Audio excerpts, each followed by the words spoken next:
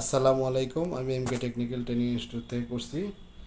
দেখেন ছেলেপেলেরা সব সোল্ডারিং কীভাবে করতেছে। এর আগে আমরা দেখাইছি ফ্লেয়ার ফেস কীভাবে করতে হবে। সেই ফ্লেয়ার ফেজে সফট সোল্ডারিং করার জন্য প্রথমে রজন লাগিয়ে নিল, তারপরে লিড লাগাবে।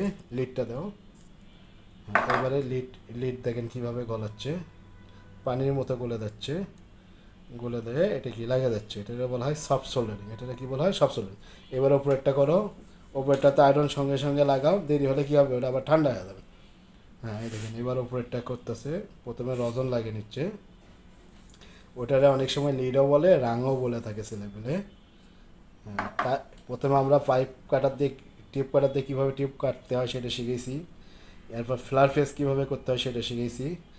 এরপরে কীভাবে সফট সোল্ডারিং করতে হয় সেটাও শিখে এলাম। দেখেন সুন্দরভাবে সব সোল্ডারিংগুলি হয়ে গেল। হ্যাঁ, রাখো। সব সোল্ডারিং করলো। এরপরে আমাদের আরেক ছাত্র আছে, সেই ছাত্র ঠিক একইভাবে সব সোল্ডারিং করবে একটু পরেই। একটু আগে একটা ছেলে সফট সোল্ডারিং করছে, দেখেন ওই ছেলের সফট সোল্ডারিংটা। এই যে এক একে চারটা টুকরা সফট সোল্ডারিং করে জোড়া লাগাইছে এইভাবে। তাহলে এখানে সফট সোল্ডারিং কীভাবে করতে হয় সেটাও ছেলেপেলে শিখে গেল। এরপরে প্র্যাকটিক্যালি আমরা সুইজিং করে কীভাবে হার্ড সোল্ডারিং করতে হয় সেটাও আমরা শিখে দেবো। এখানে দেখেন আরেক ছাত্র আমাদের সফট সোল্ডারিং করতেছে। এই যে টেবিল ভাইজের সঙ্গে আটকাইছে, আটকে দেখেন কীভাবে লিড রজনটা গলাচ্ছে, সুন্দরভাবে গলে যাচ্ছে। হ্যাঁ, সুন্দরভাবে গলে সফট সোল্ডারিং হয়ে গেল। আয়রন সরাও কেন? আয়রন সরাইলে তো আবার কী হয়ে যাবে, ঠান্ডা হয়ে যাবে।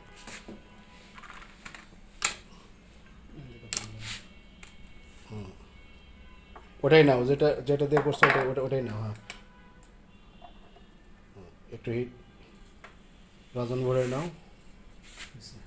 দেখেন কিভাবে সফট সোল্ডারিংটা করতেছে। লিড, অনেকে এটাতে রাঙও বলে থাকে, আমাদের ভাষায় বলা হয় লিড। সুন্দরভাবে কি গলে যাচ্ছে।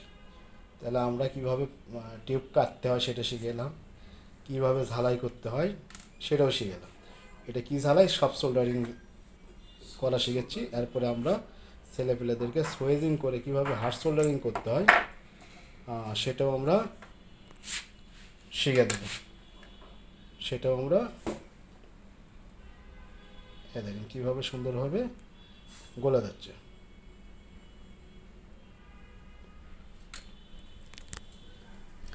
এই তো ঝালাইটি সঠিক